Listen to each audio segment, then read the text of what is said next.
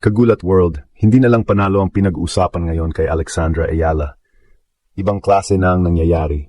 Popularity na, star power na, global attention na. Dahil kahit natapos ang kanyang Wimbledon run sa 4th round kontra Jasmine Paolini, hindi natapos ang usapan tungkol sa kanya.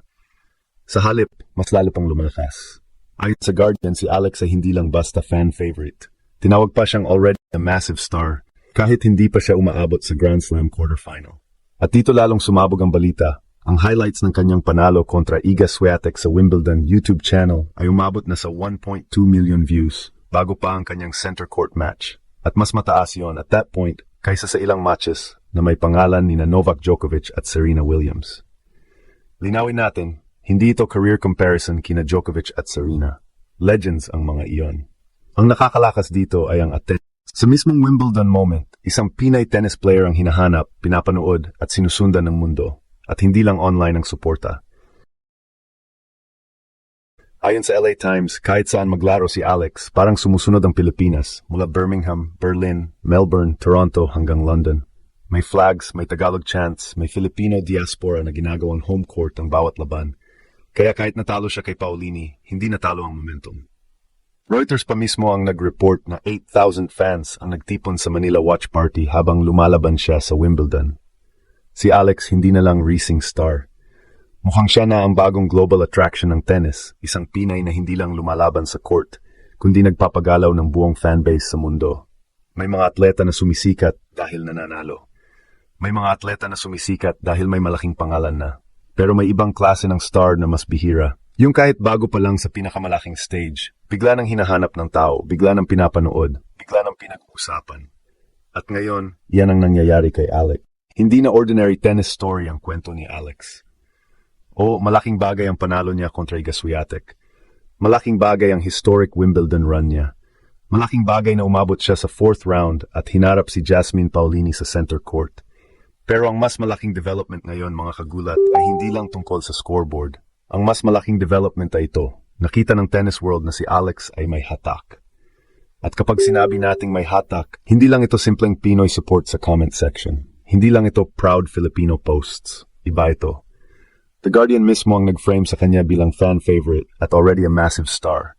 Isipin ninyo yon. Hindi pa Grand Slam quarterfinalist, hindi pa WTA champion sa pinakamataas na level, hindi pa veteran superstar, pero ganoon na ang dating niya sa international media at mas lalo pang tumindi ang usapan dahil sa YouTube highlights.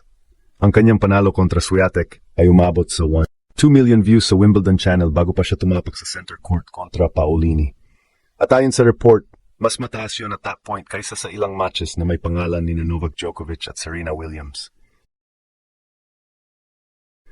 Mga kagulat, hindi natin sinasabing mas malaki na si Alex kaysa sa dalawang legend na iyon. Iba ang career, iba ang legacy, iba ang history. Pero ang ibig sabihin nito, sa moment na iyon, may kakaibang curiosity kay Alex. May demand, may bagong audience. May mga taong gustong malaman, sino itong Filipina left-hander na biglang nanggugulat sa Wimbledon? At doon pumapasok ang tunay na lakas ng kwento. Hindi lang siya viral dahil nanalo siya. Viral siya dahil may emosyon ang bawat laban niya. Kapag si Alex ang nasa court, parang may dalang buong bansa. Kapag naglalakad siya papasok, hindi lang isang player ang nakikita ng fans. Nakikita nila ang Pilipinas sa tennis stage. Nakikita nila ang isang bansang matagal ng walang ganitong klaseng global tennis breakthrough. Kaya ang bawat panalo niya, parang national moment. Ang bawat laban niya, parang event.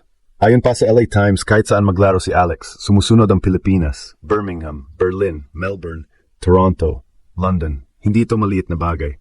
Dahil sa tennis, ang crowd energy ay malaking factor. Kapag may flag sa stands, may Tagalog chants, may Filipino families, nurses, students, workers, at diaspora communities na sumisigaw para sa iyo, nag-iiba ang atmosphere. Ang foreign court, nagiging home court. Ang neutral venue, nagiging Pinoy territory. Kaya nga itong title natin na lumampas kina Djokovic at Serena ay malakas dahil may shock value, pero dapat tama ang pagbasa. Hindi ito tungkol sa pagiging mas legendary. Ito ay tungkol sa attention sa highlights at sa biglang pagpasok ni Alex sa global conversation. Sa isang tournament kung saan nandoon ang pinakamalaking pangalan, nagawa ni Alex na agawin ang mata ng fans. Hindi dahil sa gimmick, hindi dahil sa controversy, kundi dahil sa laro, puso, at kwento. At dito mas lalong nagiging special ang kanyang popularity. Maraming players ang may ranking pero walang crowd. Maraming players ang may talent pero walang story. Maraming players ang nananalo pero hindi nagiging emotional connection sa fans. Si Alex, meron ng tatlo. May laro siya, may kwento siya, at may bansang sumusunod sa kanya kahit saan. Kahit natalo siya kay Paulini, hindi nawala ang epekto.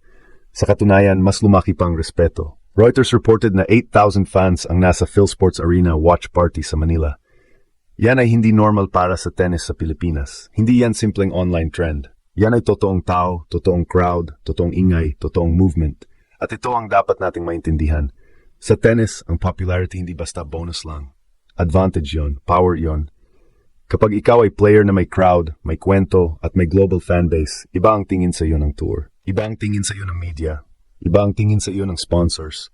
At higit sa lahat, iba ang energy na dala mo sa bawat laban. At ito na ngayon ang nangyayari kay Alex.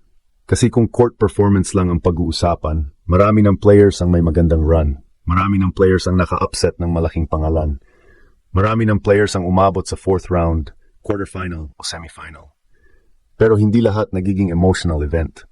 Hindi lahat nagiging national moment. Hindi lahat nagiging dahilan para mga Filipino fans sa iba't ibang bahagi ng mundo ay lumabas, pumila, magdala ng bandila, at iparamdam sa buong tennis venue na may Pilipinas sa court. Yan ang kakaiba kay Alex. Kapag naglalaro siya, hindi lang ranking number ang dalang buong bayan. Hindi lang iyon metaphor. Totoo iyon. Sa Birmingham, Melbourne, Toronto at London, lumilitaw ang Filipino fans. May Philippine flags, may Tagalog chants, may pamilya, workers, students, migrants, at kababayang matagal nang naghihintay ng isang Pinay na makikita nila sa pinakamalaking tennis stages sa mundo. At bawat sigaw nila, bawat bandilang winawagayway, bawat let's go Alex, nagiging bahagi ng kanyang identity. Kaya malaking bagay ito para sa future ni Alex. Dahil sa Grand Slam, hindi lang skills ang labanan, pressure management din. Kapag nasa malaking court ka, kapag tahimik ang crowd, kapag kalaban mo mas experienced, pwedeng kainin ka ng moment.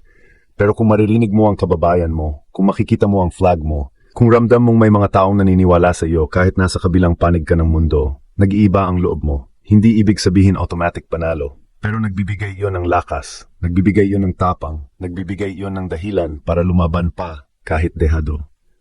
At sa kabilang side naman, pressure din iyon sa kalaban. Isipin mo, kalaban mo ang isang player na hindi pa household name sa lahat, pero pagpasok niya sa court, parang may sariling army. May ingay, may emotion, may crowd na handang sumabog sa bawat winner, bawat breakpoint, bawat comeback attempt. Yan ang klase ng atmosphere na pwedeng makagulo sa rhythm ng kalaban. At kahit experienced player ka pa, kapag ramdam mong ang buong crowd ay nakasandal sa kabilang side, kailangan mong maging mentally strong.